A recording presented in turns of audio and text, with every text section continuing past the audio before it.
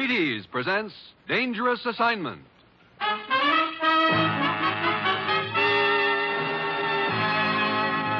On stage tonight from Hollywood, Dangerous Assignment, another in the Wheaties' big parade of exciting half-hour presentations.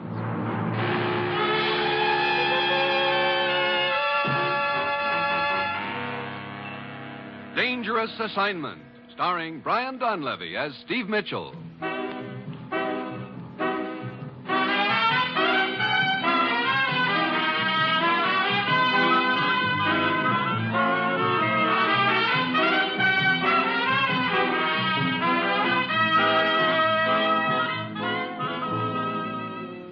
Yeah, danger is my assignment. I get sent to a lot of places I can't even pronounce. They all spell the same thing, though, trouble. But when I walk into the commissioner's office, I don't realize that this assignment is going to end up with me depending for my life on my own cigarette lighter.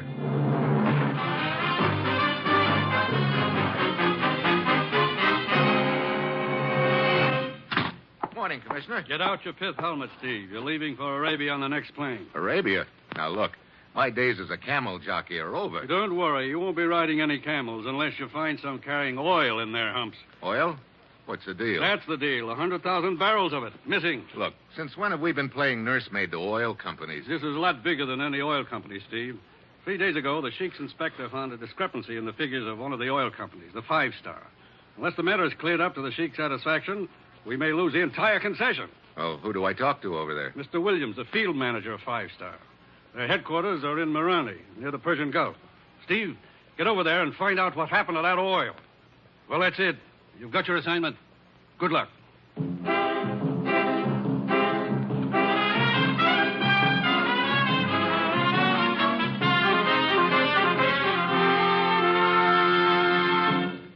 I have a recipe for you.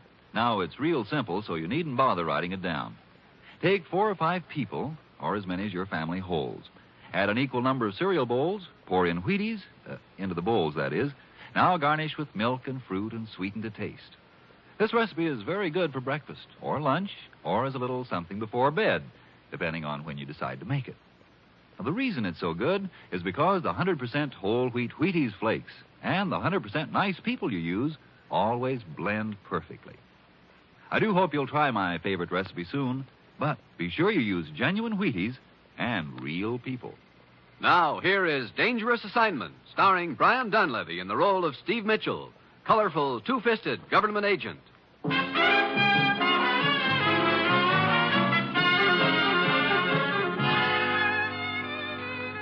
Yeah, this is going to be a breeze. All I have to do is fly halfway around the world to a sweltering spot in Arabia, take care of a little matter like finding a mere 100,000 barrels of missing oil.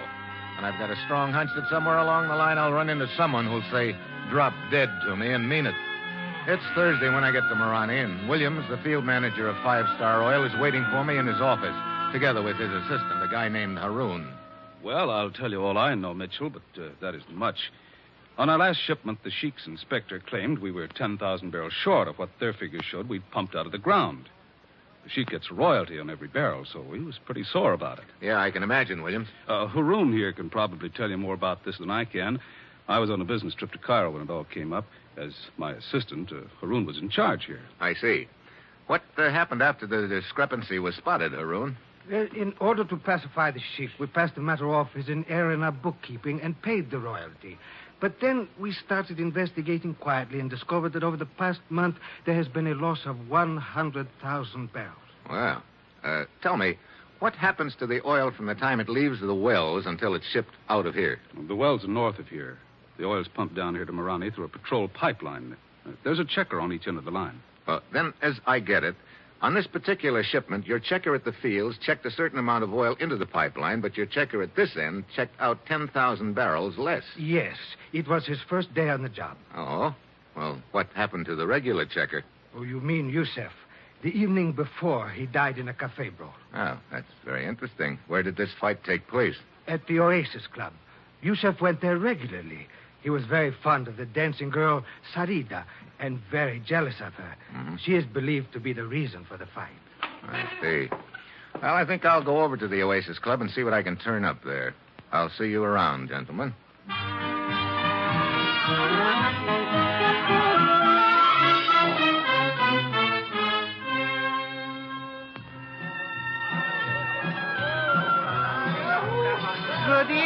Effendi. Welcome to the Oasis Club. You would like a table? That dancing girl out there, is her name Sarita? Oh, yes. That is Sarita. Is she not beautiful? Yeah. I guess she's not afraid of catching cold either. I do not understand, Effendi. Oh, skip it. Will you tell her I'd like to talk to her when she's through with her dance? At once, Effendi. Our table is over in the corner. If you will wait there, I will send her to you. Thank you.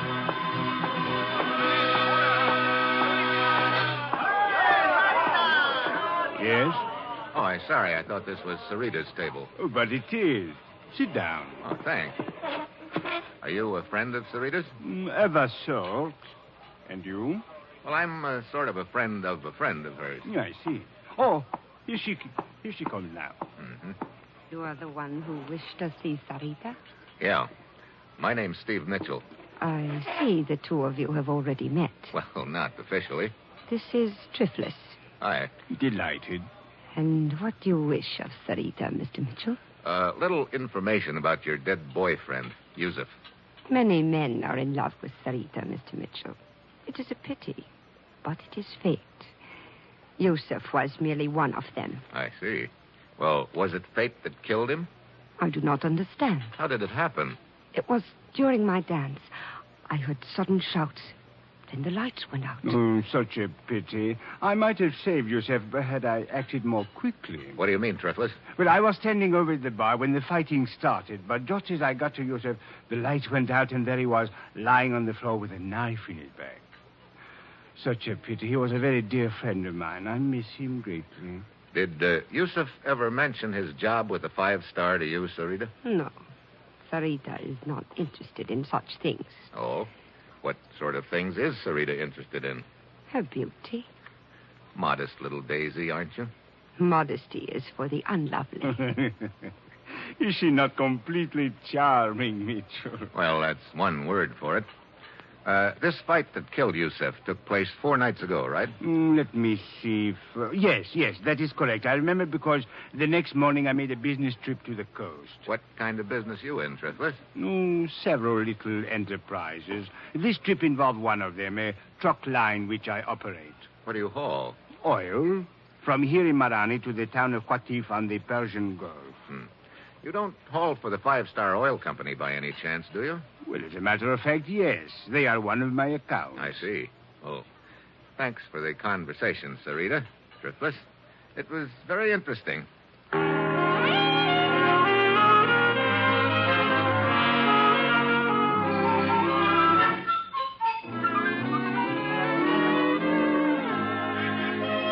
Haroun, Yes? this swindle has undoubtedly been going on for some time. If the missing total adds up to 100,000 barrels. Now, look, suppose all the oil has reached this end of the line. Could amounts of it be stolen after that? Why, it would be very difficult. What happens to the oil after it gets here? It is pumped into large storage tanks. Are those tanks checked regularly? Fairly regularly. Well, then, after that, the oil is pumped into trucks and taken to the town of Qatif on the Persian Gulf. Why, yes. I believe I forgot to tell you that. I picked it up. Is it possible that a couple of extra truckloads could be slipped out without the company knowing it? Absolutely impossible. I checked the trucks out myself. I see. Incidentally, a guy named Triflis runs that truck line, doesn't he? Why, yes, he does. Do you know much about him? Why, of course. I'm sure he's a man of character. How do you know? Triflis is my brother-in-law. Oh? Hello, Mitchell. Turned up anything so far? Oh, nothing except a bunch of loose ends, Williams. That's too bad. Means my job if this mess isn't cleared up. It means your whole company and all the other oil companies, too. Look, you say this pipeline is patrolled. Yes. By plane, every day. Who's your pilot? A guy named Dean. Matter of fact, he should be getting ready to take off right now. Well, call the airfield and tell Dean to wait for me. I'd like to go along for the ride.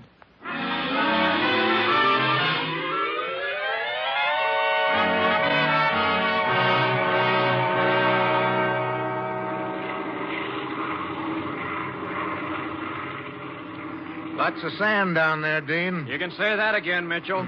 A lot of sand and a lot of pipe. Man, this is about the most monotonous job in the world. Yeah, I can imagine. You keep this baby at a pretty low altitude, don't you? Have to, so I can spot leaks in the line. Look, could anyone tap into the pipeline without your spotting it? I don't see how. Even if they tried it at night, I fly so low I could spot the tire tracks the next day. And you can see yourself there's not a track in that sand for miles around. Yeah. Hey, getting kind of dark. I guess waiting for me made you later than usual, huh? Oh, a little, but that's okay. The water over there, is that the Persian Gulf? Yeah. How far from here is it? Oh, 8 to 10 miles. What are those ruins over there on the coast? That's what they call the lost city of Inzak. Several thousand years old. Great spot for archaeologists. Wait a minute. What's the matter? I thought I saw a light over there. Probably a reflection off the water. Nobody's been around there for at least 6 months. The last expedition was from London, I think. They still have their equipment stored in a warehouse over in Qatif down the coast. Oh, yeah? Hey, just a hunch, but I think I'll take a trip over to Qatif as soon as you get this buggy back home.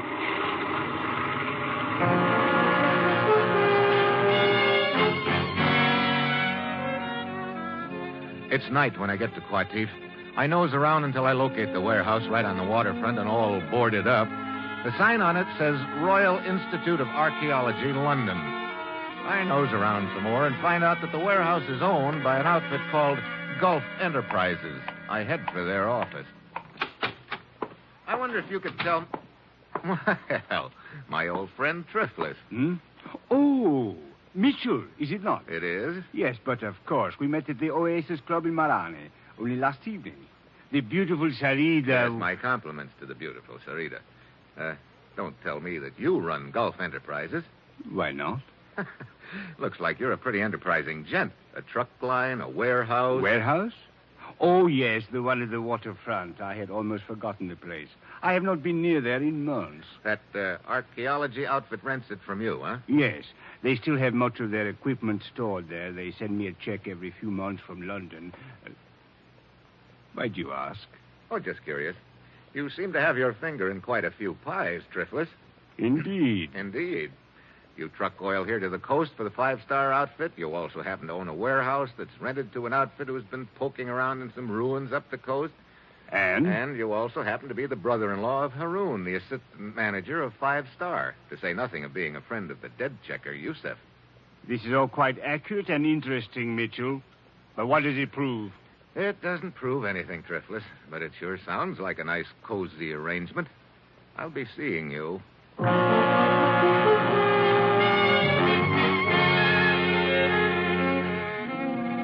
I head back to the warehouse and try to get in, but it's boarded up tight. I circle around it to the water. The back end of the building rests on a pier. Then I spot something under the pier, a good-sized barge. I climb aboard, and a strong smell hits me. Oil.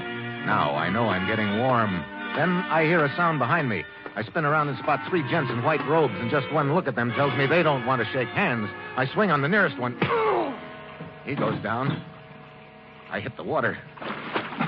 Start swimming. Do not let him get away! Hey, take carefully! I didn't figure them for guns. I've got to get underwater, but just as I start to dive...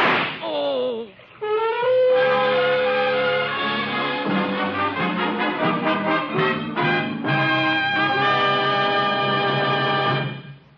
Now, here's something you'll be glad to hear. There aren't any rules. You can eat Wheaties any old way you happen to like them. It's all we could do. Every time we think up a nice, easy rule, like putting milk and fruit on Wheaties, some guy out in Seattle is caught using cream. If we decide on strawberries, sure as shooting, people start smuggling a banana to the table. One time we made a rule about Wheaties and peaches, and we found a Southern lady eating Wheaties right out of the box. We say Wheaties for breakfast, and women put them in their husbands' lunch pails. We say eat them at bedtime, you take them on picnics. You're wonderful. So, like I say, there aren't any rules. Well, maybe just two. Eat Wheaties the way you like them, and buy them at your grocery anytime you need them.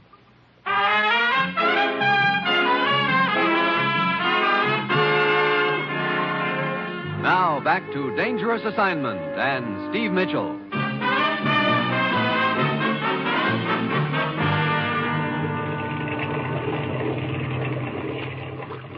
There he is, floating in the water. Stop the launch. Abura, Abdul, pull him out of the water. Easy. Easy. So, put him down on deck. Well, my head. Oh, he's still alive. You want to bet?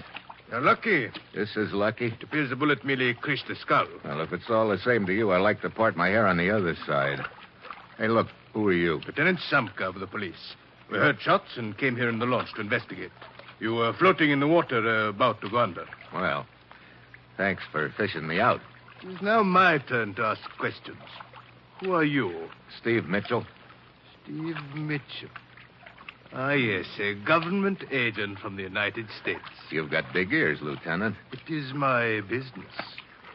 Start the launch, Abdul.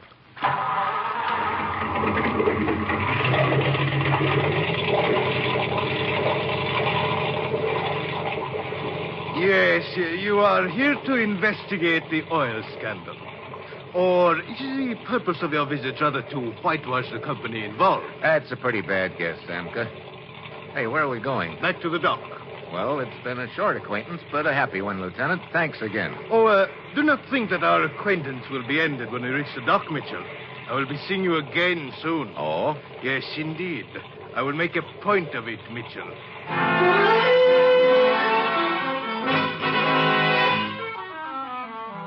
I go back to my hotel and change into dry clothes. My head's throbbing plenty, but I know I've still got a big night's work ahead of me.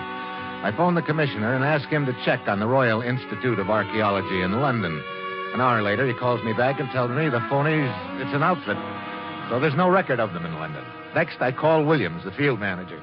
What's on your mind, Mitchell? Ever hear of the lost city of Inzac, Williams? Sure. Bunch of ruins up the coast away. Why? I want to take a trip up there in a hurry. How do those ruins tie into the deal? That's what I want to find out. Can you get your pilot to fly me up there? Tonight? Tonight. There's no place to land around there. That's why I'll need a parachute. Parachute? You gonna jump? You know a quicker way of getting down? No, but... Well, okay, Mitchell. If you think it'll accomplish anything, go ahead. It's probably too late as far as I'm concerned, though. What do you mean? Just got a call from the president of the company. He wants me to meet him in Cairo. I got a strong hunch I'm going to get canned. So I guess you are on your own. But be careful, Mitchell. Yeah. How about the plane? I'll call Dean right now and tell him to get out the airfield and warm it up. He'll be ready for you in a couple of hours.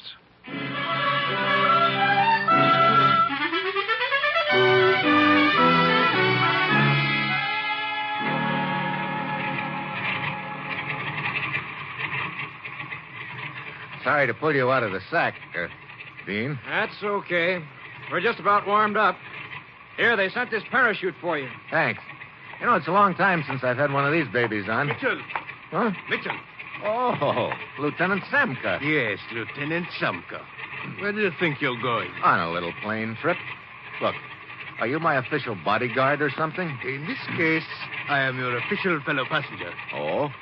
Well, I don't think you'll like this trip, Samka. It involves a parachute jump.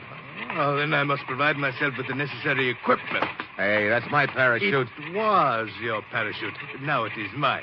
Look, if you want to go on this trip, get your own. Thank you, but I prefer yours. It might be safer. Oh, you don't trust me at all, do you? Frankly, no. Well, what am I supposed to use for the jump? A beach umbrella? I think there's another parachute in the hangar, Mitchell. Okay. Well, I'll be with you in a minute.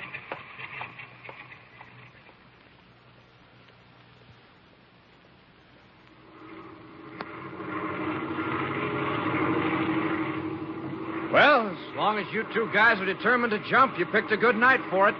Look at that moon. Yeah. Aren't those the ruins just ahead? Uh-huh. We're a little to the windward of them. You should land pretty close. You will jump first, Mitchell. I will follow. That suits me. This about the right spot, Dean? Anytime.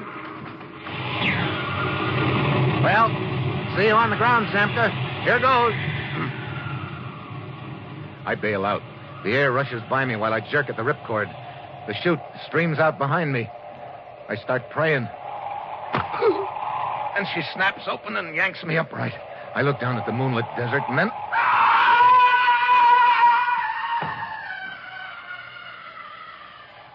It's Samka. But his chute didn't open. I turned my head away and then I realized his chute was supposed to be my chute. And I'm pretty sure that somebody has made sure it wouldn't open. A minute later, I'm on the ground right beside the ruins. There's nothing I can do for Samka. I find the building better preserved than the rest. There are tracks leading in and out. I go in, and the smell of oil hits me right in the face. There's a trap door in the floor. I start to open it. Then I freeze. Footsteps outside. I duck back into the shadows. Hold it right there. Let me get my light on you. Well, if it isn't Haroun. Mitchell, what are you doing here? I guess I don't need to ask you the same question, Haroun. But you do not understand. I was merely... Save it, Haroun. Open that trap door. Trap door? Right there in front of you. I don't think we're going to find down below what will surprise either one of us. Mitchell, you must listen to me. Open it. Very well.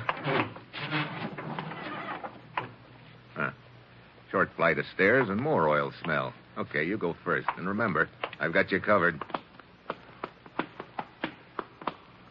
Hey, pretty large basement for an old ruined building, isn't it? Yes, it seems to be. Okay. Stay put while I flash my light around. Yeah, there it is. A small pipeline? Yeah, a small pipeline underground heading straight west toward the 5-star pipeline. No wonder Dean couldn't spot anything from the air. Well, it was a pretty neat scheme, Haroun. Mitchell, I swear, even though he is my brother-in-law, I did not dream until now that he... What are you talking about? Why, my brother-in-law, Triflis. I realized that you suspected him, and it aroused my suspicions of him. I also found out he owned the warehouse that the expedition had rented. I came here to investigate. I realize now that your suspicions were justified. Look, as assistant field manager, you could have engineered the whole deal, and Triflis was in a good spot to help you. Now you're trying to pin the whole deal on him. No. It is not true. You must believe me, Mitchell. I have had nothing to do with it. Come on, I've seen enough here. I'm going back to town and tell him about this underground pipeline, and you're coming with me. It won't work, Mitchell. Mitchell, a flashlight. I know you're trying to ease out of a tight spot by pretending Haroun is the boy, but it won't work. Now, drop the gun, Mitchell. Williams... I said drop the gun. Okay. Now, kick it over towards me. That's the boy. I kind of figured you'd be hanging around in the shadows here somewhere, Williams. As soon as that parachute failed to open, I knew you were my boy. So you weren't wearing that chute, Mitchell. How'd you get up here so fast? I got a 2-hour head start on a fast launch and waited here for you, just in case anything went wrong with my parachute gag. You know, I gotta hand it to you, Williams. You had a pretty good scheme cooked up here. You organized a fake expedition to come up to these ruins. They run an underground pipeline over to the main line and tap it, and then you cart the oil away on barges from here. Yeah. Too bad that checker of mine got himself killed in that fight when I was in Cairo. He's been covering for me. What's the matter, Williams? Wasn't 5-star paying you enough salary? Sure, $15,000 a year. But 100,000 barrels of oil is worth $250,000, Mitchell. You figure it out. Well, right now I'm trying to figure out what you're going to do with Haroun and me. I think you'll see the answer to that as soon as I get some stuff I've got upstairs. What stuff? Oh, just a couple of little items like rope and dynamite.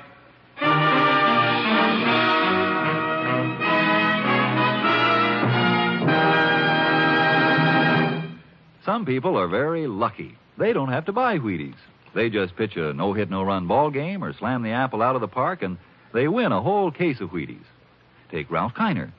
He's probably still working on the last of the 54 home run cases he got last season with the Pittsburgh Pirates. Ralph figures Wheaties are plenty okay. He told us, I don't think there's a breakfast dish anywhere that can beat milk, fruit, and Wheaties. Breakfast of champions.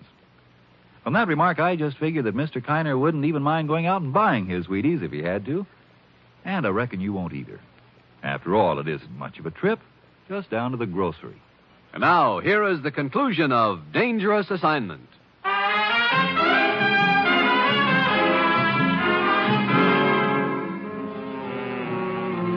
Mitchell, what is he going to do? That's pretty obvious, Haroun. Wait. Hey, that valve in the pipe overhead. What? Here, give me a hand with it. We've got to get it open in a hurry. But I still don't understand. Help me open it. Williams is going to tie us up here and then blow the whole works up. It is opening. Come on, get the valve wide open. There. But what good will it do to flood this basement with oil?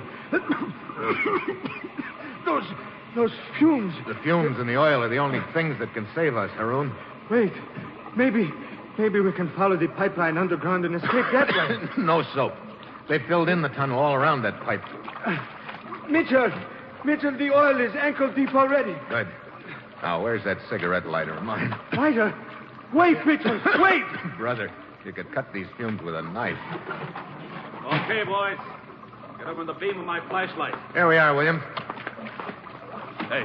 Hey, wait a minute. Mitchell, what are you doing?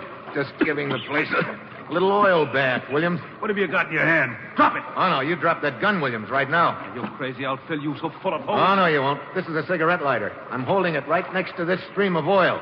All I have to do is make a spark with it. This whole place will go up in flames so quick you'll never make it to that trap door. Cigarette lighters don't always light, Mitchell. Sorry, Buster. This is an Evans. It never misses. I'll give you just 3 seconds. I could kill you before you light it. Try it. 1. Talking like a madman. 2. Wait! No! Drop the gun. Okay. Now, come here. I want to use that rope you're carrying. Tie him up, Haroon. Look out, Mitchell, a knife! I'll take that lighter! Have a fist instead. My. Well, I guess there's one way of rubbing his nose in it. Well, come on, Haroon. Let's get him upstairs. He is covered with oil. Yeah. You got him? Yes. Up the steps with him. These fumes, Mitchell, one spark would have turned this place into an inferno. You're telling me. Well, here we are. Set him down on the floor. All right. Now, come on. Let's you and me get some fresh air before we keel over. That is better. Mitchell, I must say you have nerves of steel. Yeah? Right now they're creaking a little bit.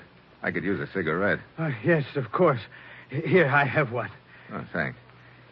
How about a light? Oh, but your cigarette lighter. Oh, that. I keep forgetting to get flints for it. It doesn't work. What? But I heard you say to Williams that... Yeah, Williams didn't know I didn't have any flint in it. Mitchell, you were just bluffing. Look, when you've got no cards, you've got to bluff. But a bluff is the best poker hand in the world as long as the opposition doesn't call you. And Williams didn't call. Now, how about a match?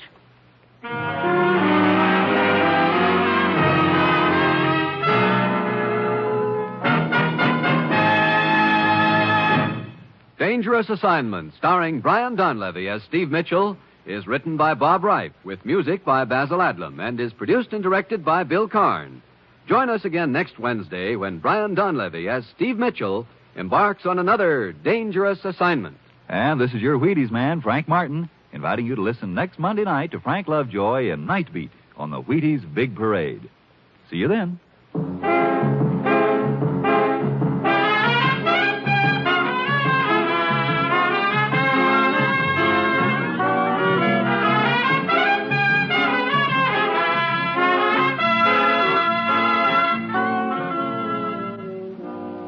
Going to bake a pie sometime soon? Make it with Crust Quick, the Betty Crocker pie crust mix. You know it's a tender, flaky crust that's at the bottom of every delicious pie, sure as you used Crust Quick. And so easy. Just add water to Crust Quick. And what pie crust. Tender crust, tasty crust, rich, short, lovely crust, just like Betty Crocker makes. And you can make it. Just add water to Crust Quick. Crust Quick, the Betty Crocker pie crust mix.